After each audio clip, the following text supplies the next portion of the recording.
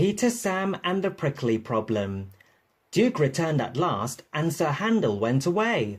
The other engines were kept so busy that they didn't have time to miss him.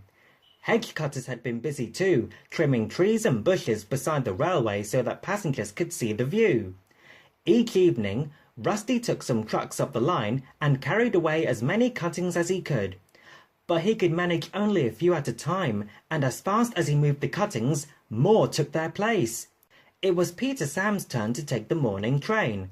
The coaches were full, but the rails were dry, and Peter Sam didn't mind the extra load. He puffed happily along until, just beyond the tunnel, he found that, in the night, a high wind had blown hedge cuttings across the rails. He stopped, and his driver and fireman got down. "We'll never get through that lot," exclaimed the fireman. "Puh!" scoffed Peter Sam. "They're only little branches, nothing to it.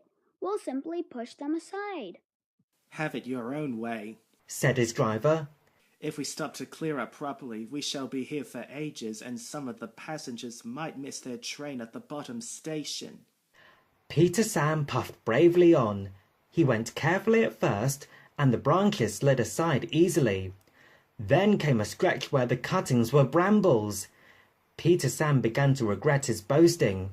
Not only were the thorns prickly, but they caught in each other, and the branches stayed firmly put.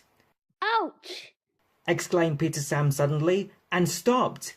"I can't move," he complained. The fireman got out to check. "It's no good," he said at last.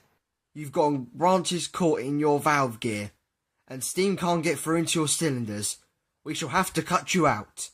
Peter Sam shuddered. He shut his eyes and prepared for the worst. The fireman pulled on thick gloves. Then, while he tried to clear what he could, the driver went to ask the guard if he had a knife. Some of the passengers had knives too and came to help.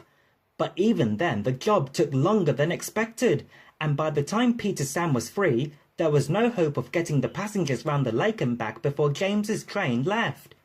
Peter Sam's driver apologized to the passengers, but they said they didn't mind. "We enjoyed the adventure."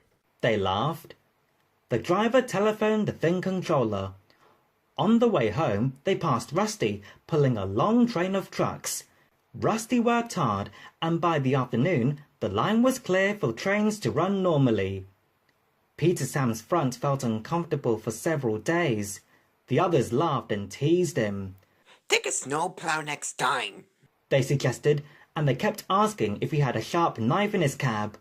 At last, Skarloey told them to stop. "I really can't think what all the fuss is for," remarked Duncan innocently. "They were only little branches after all. Nothing to get prickly about, surely."